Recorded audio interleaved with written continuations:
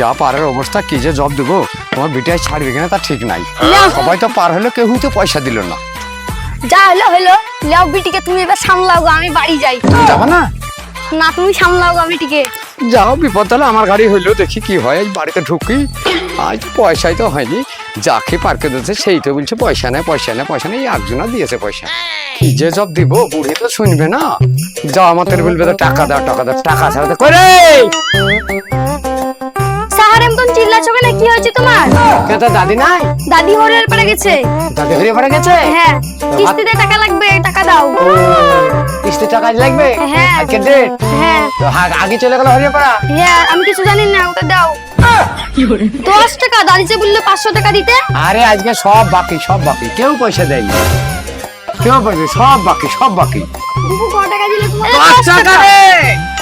দেখতে পাচ্ছিস না আবার বুবু কত টাকা দিলে বলছে।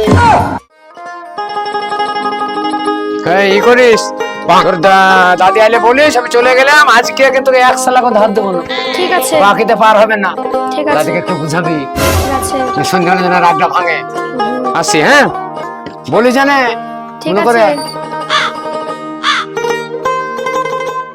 বেটা, কালকে জানিস কাল যা ঘটিয়েছে ও সহ্য করা মুশকিল। তুই তো ব্যাগ দিয়ে বাড়ি পালিয়ে গেলি, তোর বিটি তো ছিল না, লাতিনির ঠেলাই আমি সামলাতে পারছিলাম না। আজকে জানিস আজ 1 সালকে এমনি পার করবো না।